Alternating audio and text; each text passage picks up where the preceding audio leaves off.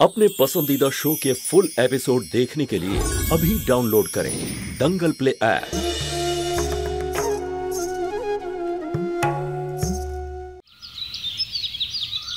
अरे माँ, हाँ কোথাও যাচ্ছ নাকি? হ্যাঁ বাবা। আচ্ছা শোন দীপু, যদি পুরনো রাস্তা দিয়ে যাই তাহলে ওই মিষ্টির দোকানটা অনেক দূরে হয়ে যাবে নাকি? হ্যাঁ, ওই রাস্তাটি দিয়ে তো অনেক ঘুরে যেতে হয় মা। কিন্তু এই মিষ্টি কিসের জন্য? আসলে সুষমার বাড়ি যাচ্ছি প্রথমবার, খালি হাতে কি করে যাই বল?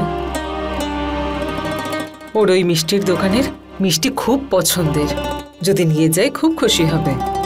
ঠাকুমা বলেছিল আমায় যে কাল রাতে কি হয়েছে, আর তারপরেও তুমি সুষমার বাড়িতে যেতে চাইছো। এই বাড়ির কেউ ওর সাথে সম্পর্ক রাখতে চায় না, তাহলে তুমি কেন? আর সুষমা এমন কি সত্যি বলছে না? তুইও তোর বাবার ঠাম্মার মতো কথা বলছিস, তোর থেকে এটা আশা করিনি বাবা। নিজের মায়ের বিরুদ্ধে কথা বলছিস। দীপু, সুষমা তোর ছোট বোন, যেমন তুই আমার ছেলে, ও তো আমার মেয়ে। কিন্তু সুষমা যেটা করেছে সেটা ভুল তো তুইও করেছিলি,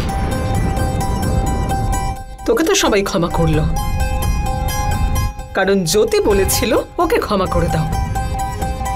আর সুষমার একটা ভুলে সবাই ওর সঙ্গে সম্পর্ক ত্যাগ করলো, কারণ জ্যোতি ওকে ক্ষমা করেনি। এটা তো ঠিক না, তাই না দীপু? জ্যোতির পছন্দ নয় সেই জন্য আমি মা হয়েও সন্তানদের মধ্যে বিভেদ করব? মা তুমিও না। কি তুমি? ফোনে কান্নাকাটি করছিল মেয়েটা। জ্যোতি কাল রাতে স্টেজে গিয়ে ওর পুরো শো নষ্ট করে দিয়েছে, কিন্তু এই বাড়িতে সেসব নিয়ে কারো চিন্তা নেই।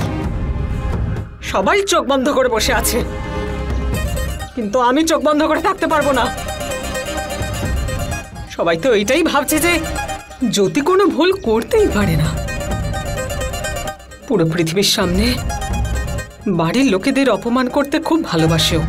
মা তুমি এসব কি বলছো? সত্যি বলছি আমি। তুই বল, এই সামান্য ব্যাপারের জন্য শিশুমঙ্গলে গিয়ে থাকার কি দরকার ছিল? এই জন্যই তো, যাতে সবার সহানুভূতিও করতে পারে। এই সব কিছু নাটক। তুই আর সুধা বলেছিলিস না যে অসুস্থ, তাহলে কাল রাতে স্টেজে গিয়ে নাচ কি করে করতে পারলো?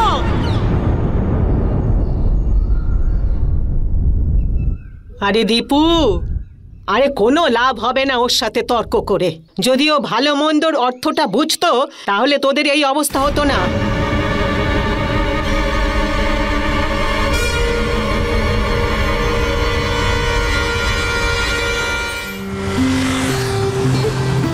এখানকার হাওয়াটা একটু ঠান্ডা মনে হচ্ছে না? মনে হচ্ছে আশেপাশে কোনো লেক আছে। আরে বাহ দাদা, এখানে একটু থামাবেন? কত টাকা হয়েছে? 50 টাকা। অটো দাঁড় করালেন কেন আপনি? আবার শিশুমঙ্গল যেতে হবে তো। আরে আমরা শিশুমঙ্গলেই যাব, একটু নামুন না, বলছি আমি, আসুন।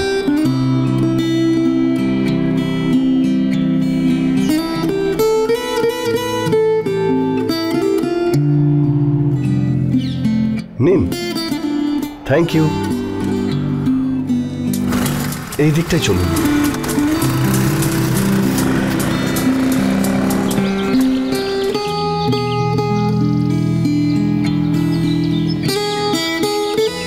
জায়গাটা খুবই সুন্দর, তাই না জ্যোতি?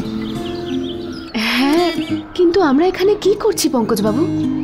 কল্পনার মা তো আমাদের সম্মতি দিয়েছেন, কিন্তু তোমার সম্মতি আমি এখনো জানতে পারিনি। পঙ্কজবাবু, কিন্তু আমরা... মিস জ্যোতি, আই নো খুবই বুদ্ধিমতী আপনি, কিন্তু এখনো রোম্যান্সের ব্যাপারে একটু কাঁচা আছো। একটু ভেবে দেখো তুমি, অনেক বছর পরে যখন আমাদের এই লাভ স্টোরি আমাদের নাতি নাতনিরা শুনবে, তখন কি বলবো ওদের? অটোর মধ্যে তুমি আমার প্রপোজাল অ্যাকসেপ্ট করেছিলে। এদিকে দেখো, একটা লেক আছে, গাছও আছে, আর বৃষ্টির সময় এখানে নিশ্চয়ই ফুলও ফোটে। তাহলে এবার বলো, তুমি কি আমাকে বিয়ে করতে চাও?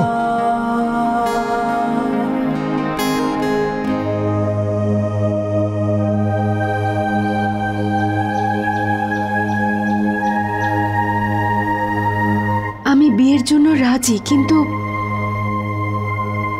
একটা শর্ত আছে।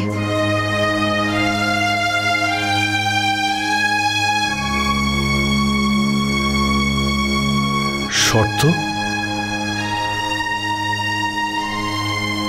বিয়ের পরেও কিন্তু আমি চাকরিটা করতে চাই।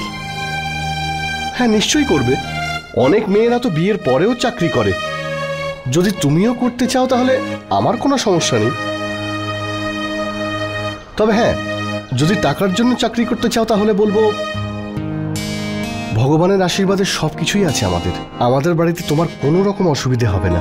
আমি জানি, কিন্তু এই চাকরিটা আমি আমার পরিবারের জন্য করতে চাই। পরিবার? ওরা সবাই আমার সাথে কি করেছে কি করেনি তাতে আমার কিচ্ছু যায় আসে না,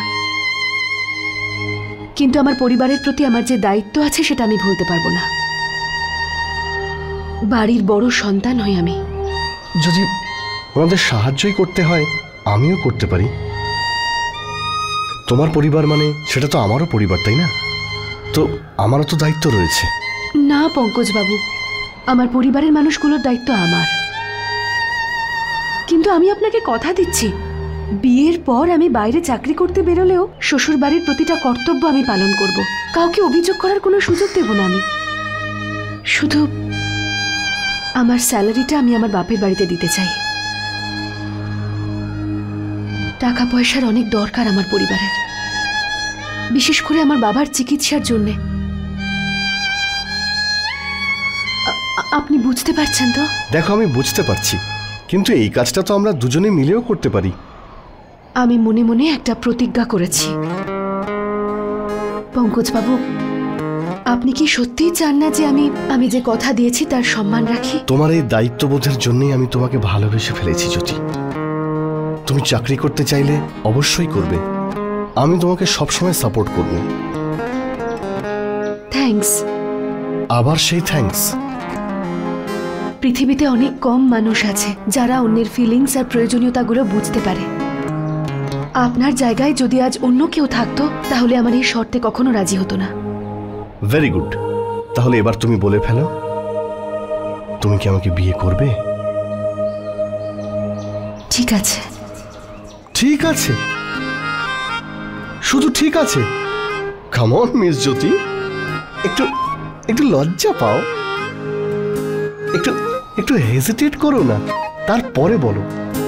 পঙ্কজ, তুমি সেই মানুষ যাকে আমি জন্ম জন্মান্তরের জন্য স্বামী হিসেবে মেনে নিয়েছি। আরে তাহলে আমিও তো আমার গুরুত্বটা বুঝতে পারি। আরে আমি চাই যে তুমি আমার একটু প্রশংসা করো।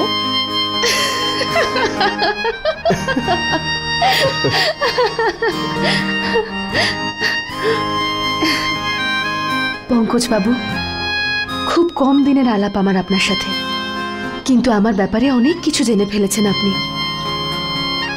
আমার প্রতিটা দুর্বলতা, আমার অসফলতা, আমার ভুলগুলো অনুভব করতে পারেন আপনি। এত কিছু জানার পরও যদি আপনি আমায় বিয়ে করতে চান তাহলে ঠিক আছে, আমি সত্যি রাজি।